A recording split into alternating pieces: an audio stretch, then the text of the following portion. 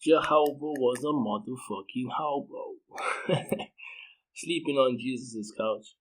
This is what this video is about. It's the second video of this thought experiment. The previous video I did was he will become describing basically who Jehovah is. He's a dude that will become a son of a man. Mind your language, by the way. Don't trip. Pay attention to the cues when they come up. Find the dictionary on the link. It is what it is. Promoting the motherfucking Zulu language as well, because it's required for motherfuckers to comprehend. Apologies. So jumping into this is a very interesting video, and I don't want to make it too long because the previous video was about 38 odd minutes long. What I want to do is basically take you guys through the principle now that we understand that the spirit called Jehovah is trying to make a way for himself to become a son of man who is forever enthroned as the king of the Jews. Right, so this is the son of man. So if you look at the Old Testament, this idea of the son of man is this person who's forever king, and that will reign over a kingdom on this earth that lasts forever and ever, and they will never be broken. So I touched on that in the previous video. I don't want to jump into that too much now. What I want to jump straight into is that what happens now, and why this video was called Sleeping on Jesus' Couch, is that in the interim, in between this spirit finding his home, finding his final destination where he will call home, the final tent, the final sanctuary, the final body, the final vessel, that's that particular son of man. In between the spirit being able to get to that place in time, place and time, he finds himself having to sleep on Jesus' couch. So, dude, can I crash at your crib, for a little bit, sleep on your couch? And the reason why I call it sleeping on the couch, because if a human body is meant to accommodate one spirit, right, an additional spirit is like, hey bro, it's a bit too much. You're not going to sleep on a single bed together. You're going to sleep on the couch. You know what I mean? You get what I'm saying?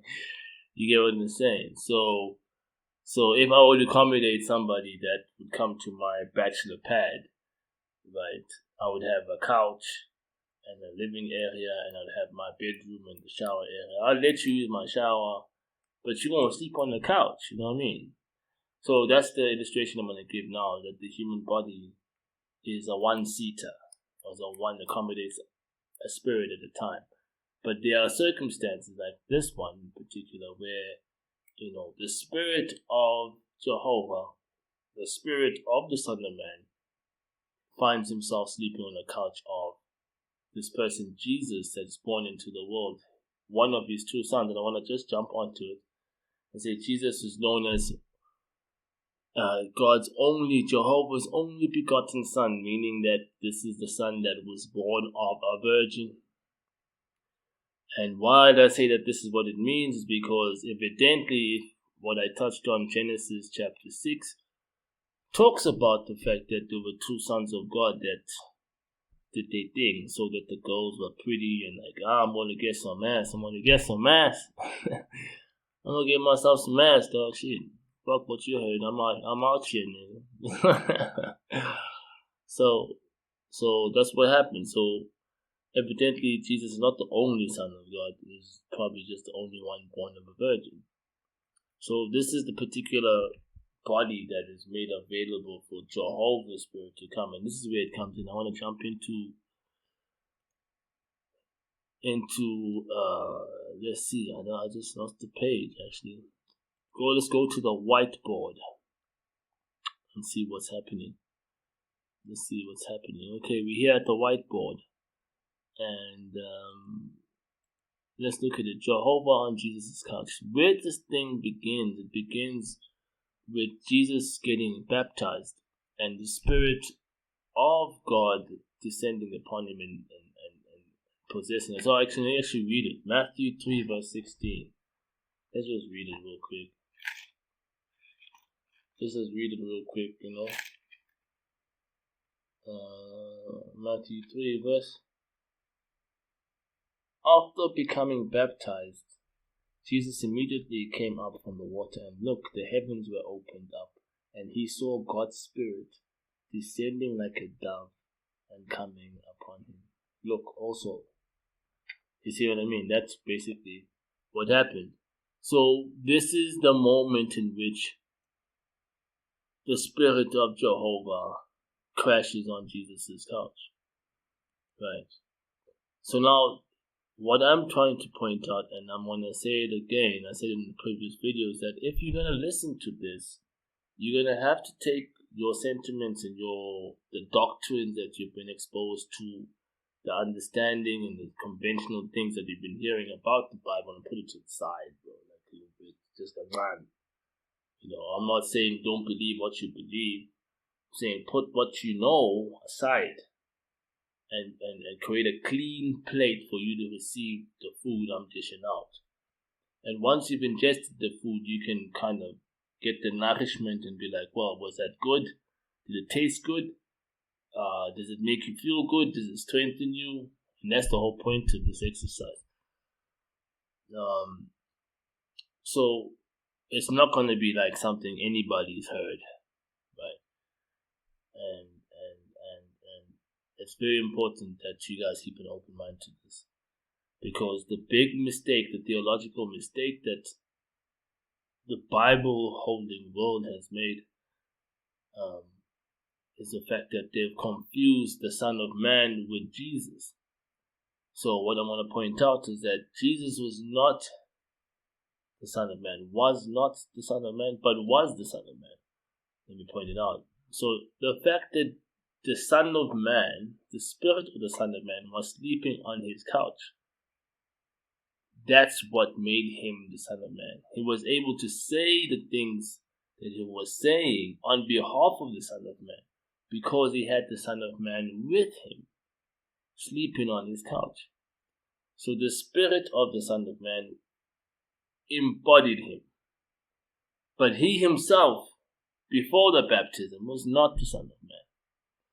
Why do I point this out? The Son of Man has specific attributes and things that he said he was going to be.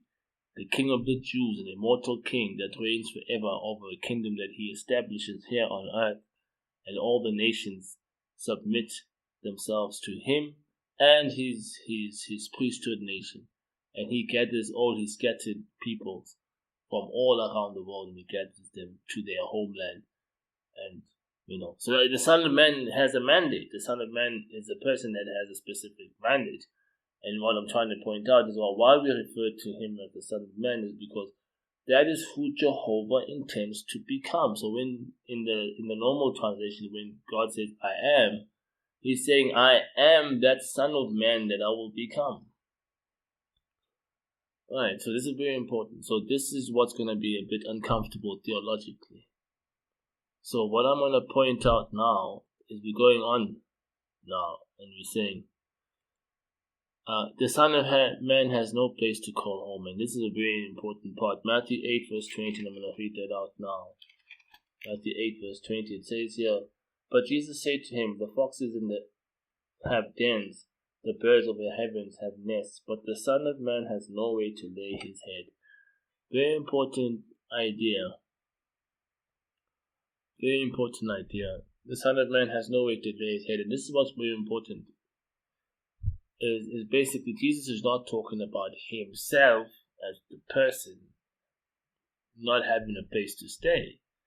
Jesus is talking about the fact that the Spirit of the Son of Man has not found his permanent residence yet.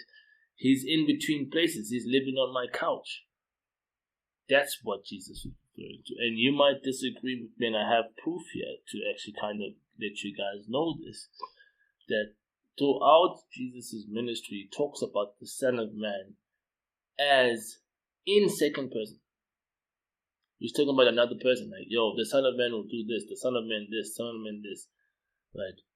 And everything he says is on behalf of that Son of Man. And at the same time, he's doing things because he's doing things on behalf of the Son of Man. And this is where it's going to come into this question of who died? The Son of Man, did he die? Or was it was the Son of God, Jesus, that died? And this is, I'm going to jump into this now and actually kind of clarify this point. Jesus' life was normal before he got baptized. But as soon as the Son of Man started sleeping on his couch, this is when things got a bit wacky, because of the company he's keeping and the things that he's doing, like now he can do these miracles, now he's saying all these things because of what he's hearing from the Son of Man that's sleeping on his couch. He makes some enemies. So basically, as a result of making these enemies, the people that persecuted Jesus, the person, were not particularly persecuting the Son. They were persecuting the spirit of the Son of Man. So when it said that the Son of Man needed to be killed, this is what was meant, is the fact that the people, the Son of Man would show up before his time, and the people would want to put him to death. But in reality, the one that died or suffered death was the Son. Right. So this is what I'm trying to point out. This is what I'm trying to point out.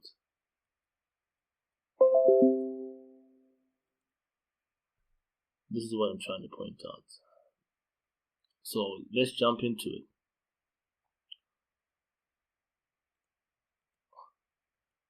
The Son of Man is coming. Matthew 24, 29 to 31. So this is what I mean by Jesus talking about the Son of Man in second person.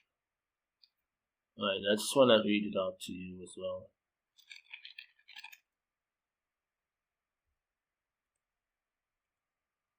Alright, so I'm going to read Matthew 24, verse 29. Immediately after the tribulation of those days, the sun will be darkened, and the moon will not give its light, and the stars will fall from heaven, and the powers of the heavens will be shaken. Then the sign of the Son of Man will appear in heaven, and all the tribes of the earth will beat themselves in grief, and they will see the Son of Man coming on the clouds of heaven with great power and glory. And he will send his angels with a great trumpet sound, and they will gather his chosen ones together from the four winds, from one extremity of the heavens to the other. So, very important to note, guys, that here Jesus is not talking about himself. Alright, it's very important to note this. Jesus is not, if he was talking about himself, he would say, no, immediately after those days, I will come, you will see my sign in heaven, and I will come with the clouds, with my angels, and this is what I will do. There's a reason why he's talking about the Son of Man in second person, because, first of all, like I said, he knows this because the Son of Man is sleeping on his couch. When he got baptized, he received the Spirit of the Son of Man. So he knows it. He's in the company of the Spirit of the Son of Man. So he's aware of this.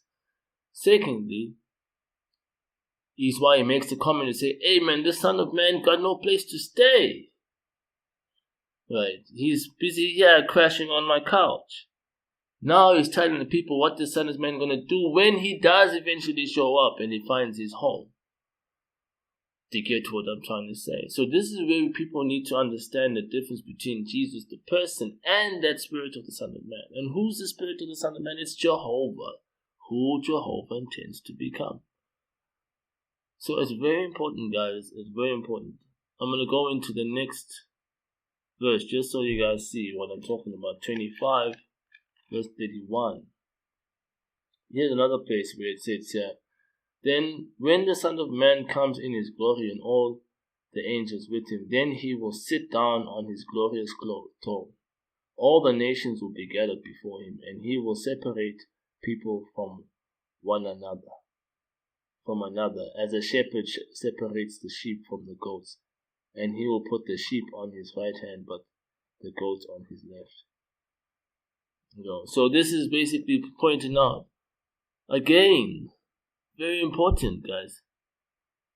Very important. I want to just point this out. Theologically, the mistake that everybody has made is they talk about the second coming of Jesus as if the same person that is in the story is going to show up in the future. What Jesus is pointing out, and this is why it's in Zulu, what he's putting in context is the fact that the Son of Man, that the Spirit of the Son of Man that's with him is the one that's informing him that this is what he will do when he gets his own crib, when he gets his own place to stay. So what we are actually expecting is another son, a person that will be born into the world that will have the Spirit of the Son of Man that was with Jesus, that was sleeping on the couch of Jesus. So we're not expecting to see Jesus.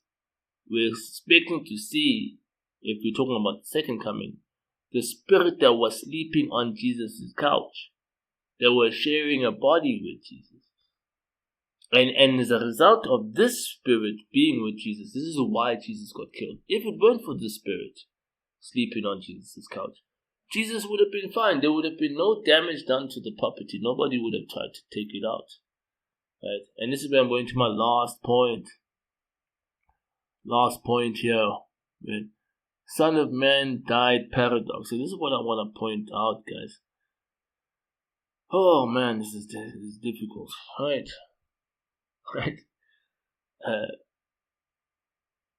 Let's read a couple of scriptures here. 27 verse 46. The reason why I'm reading only the scriptures from the account of Matthew is I want to show you just from the one gospel the idea, how the idea plays out, to say the Son of Man that Jesus talks about is not himself, but he does things on behalf of that Son of Man, because that Son of Man, like I said, he's sleeping on his couch. He said, dude, can you accommodate me?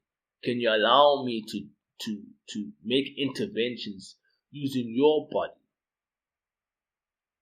Do you understand? Because right now I'm in between places and I need to make an intervention. Right? So allow me to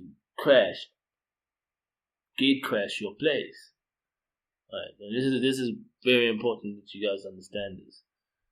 So why I'm pointing this out and why I made two claims right in this video, that Jesus is not the Son of Man, because if he was the Son of Man, he would have been speaking about himself, what he will do when he comes. But we're speaking about another person who will show up that will have the Spirit of the Son of Man that's sleeping on his couch. I'm making an illustration. Number two, the thing that I'm saying here is that Jesus only got killed because people were trying to kill the Son of Man that was with him. But to make sure that people understand, the Son of Man never dies. It's said the Son of Man is the Son of Man that born into the world, becomes king, and lives forever. That Son of Man never dies. So how does the Son of Man show up and get killed, but actually never die? And this is how he does it. He borrows Jesus' couch, like, dude, take a bullet for me. Please take a bullet for me. I want to do some shit. Take a bullet for me. Don't trip. So, let's jump into it. I'm going to read it out. Matthew 27 verse 46. Right.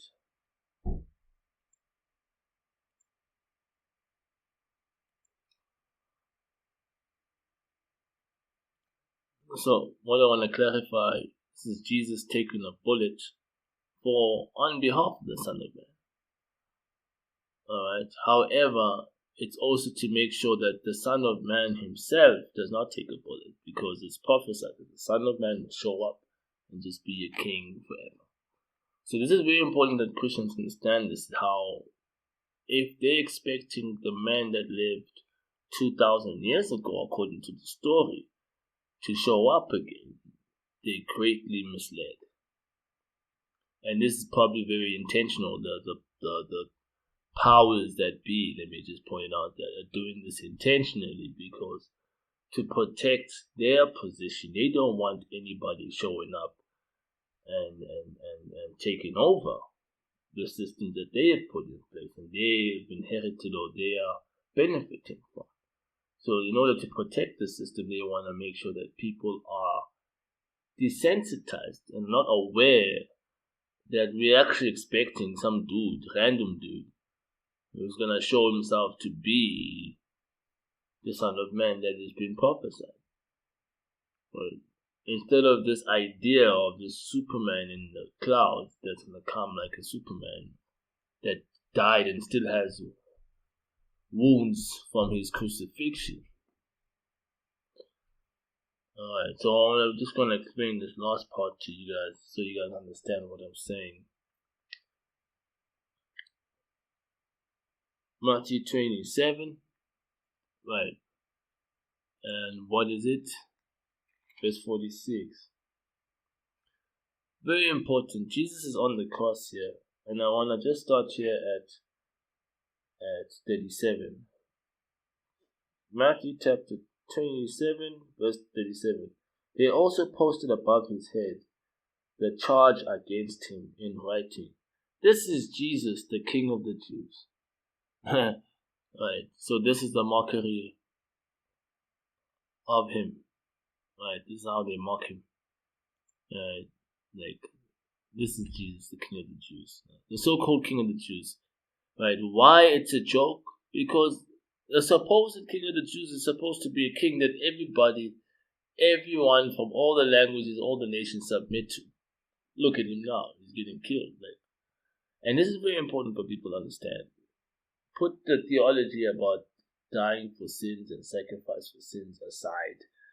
Because if you realize and if you really pay attention, Jesus himself is never talking about the Son of Man dying for your sins.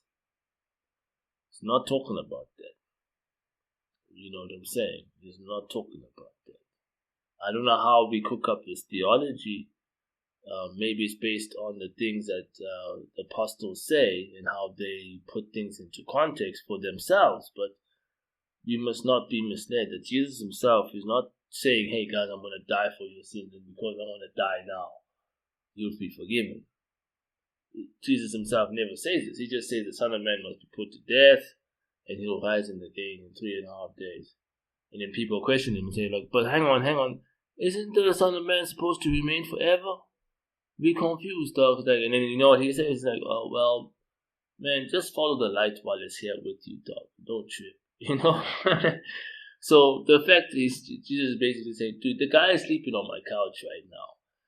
While he's still here on my couch, just fuck with him. You know what I'm saying? Be about the nigga, man. Don't trip.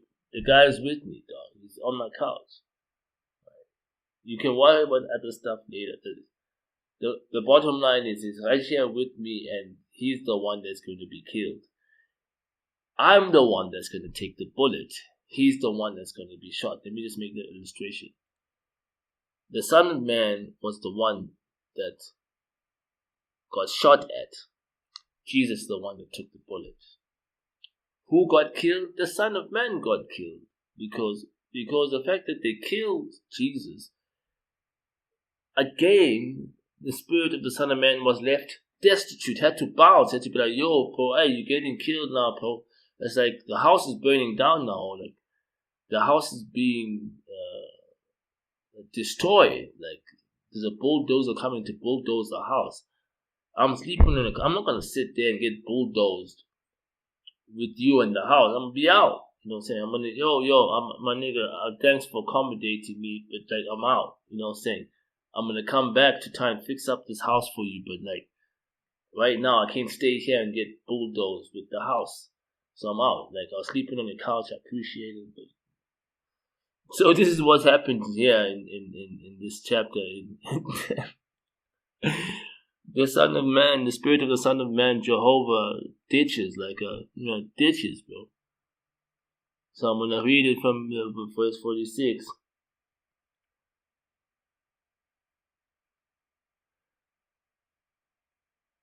So about the 9th hour, Jesus called out with a loud voice, saying, Eli, Eli, lama sabachthani.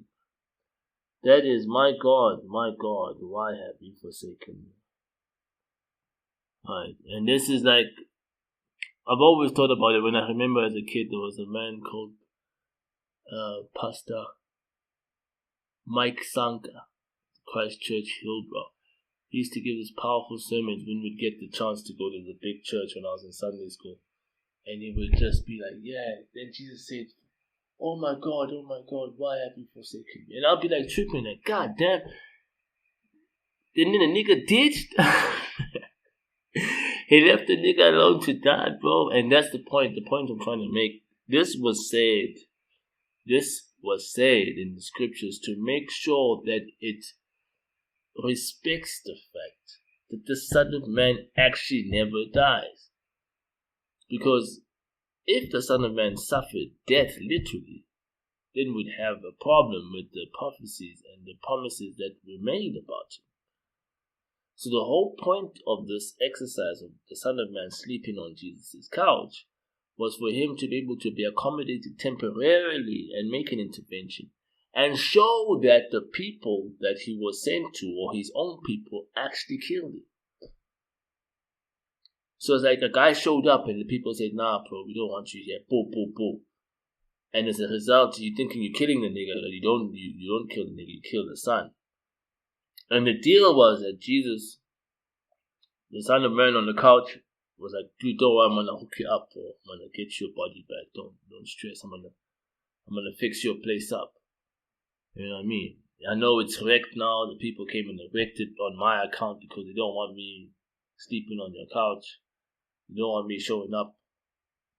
Apologies, man, but I'm out. So the bottom line here, Father, why have you forsaken me? God, oh my God, why have you forsaken me? Why have you left me here to hang, bro? You know what I mean? And in the last verse here, I'm going to jump into was the fact that 28 verse 5. I'm just jump into it. Right. And this is quite interesting. I've heard some very dodgy things from these pastors, bro. Like even one of my cousins is a pastor, and he talks about Jesus when he got resurrected, had this wonderful glorified body that could just move through the walls. I'm like, God damn, guys, really? So now the guy that we're expecting to come and save us in the future is some guy that can walk through walls. Alright, guys, come now. Some guy that's gonna fly in like Superman and stuff, and glorified body. That's what they call it, glorified body. Like, come on, guys. So whatever I'll mention. Remember my criticism of that train of thought was like, guys, why would you have the angels having to come and roll the stone away? Yeah, he was resurrected, right? But he still needed someone to move the stone so that he could get out. Because we don't want to say Jesus is limited in any way. Let's just create this idea that he could go through the walls, and he was just sending the people there for the sake of the angels there for the sake of the people, so they don't get confused. Oh my goodness, it's terrible. It's really terrible, right? Right.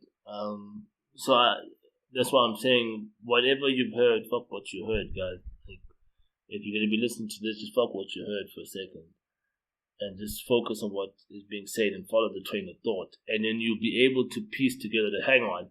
This actually makes sense, right? And somebody might say, no, but faith is not supposed to make sense. Like, dude, faith is all about sense. It's about like, oh, I see why I believe. I have reason to believe. I have reason to. That's what I always summarize faith as. I have good reason to believe. And it's not just about what I see, like obvious things, but I've been paying attention, and there's enough evidence for me to believe or hope for something that's coming. Right? So this idea of the glorified body, guys, this idea of Jesus, the same Jesus as living 2,000 years ago, coming back. Because this guy, like I'm pointing out, was always talking about this Son of Man that is coming, another one, not himself. He never claimed to be the Son of Man. He just basically acknowledged the fact that the Son of Man was sleeping on his couch and was making interventions to him. And because while he's making interventions to him, he basically has first-hand information about what the Son of Man will do when he shows up, when he finds his final destination, when he becomes the Son of Man that he intends to become. So it's very important that you guys understand that Jesus came through to show us that there's another one, another man that will become the Son of Man that is with him. So, not to digress, this is my final proof here to put things in context. So remember I said, Jesus took the bullet. The Son of Man was the one that got killed, but Jesus took the bullet. Why is this important? So that it's important because the Son of Man, as prophesied by Daniel, is not a person that dies or suffers mortality. It's a person that lives forever, shows up, dominates, and lives forever. What we see in the scripture here, Jesus gets mocked like, oh, this is Jesus, the King of the Jews. What a joke. Look at him dying. And even the guys next to him just be like, bro. You, man. You're out here talking big and stuff. Look at you now. So I want to point out this and say, 28 verse 5. Let's look at it. But the angel said to the woman, let me even go back to 28 verse 2. And look, a great earthquake had taken place, for Jehovah's angel had descended from heaven and come and rolled away the stone, and he was sitting on it. His appearance was like lightning, and his clothing was white as snow. Yes, out of their fear of him, the watchmen trembled and became as dead men. But the angel said to the woman, do not be afraid, for I know that you are looking for Jesus who was executed on the stake. He is not here, for he was raised up, just as he said. Come see the place where he was lying. So very important. The angel did not say that the Son of Man, you're looking for the Son of Man that was killed on the stake. He said Jesus that was killed on the stake. Right. So this is very important. So Jesus is the one that took the bullet, but the Son of Man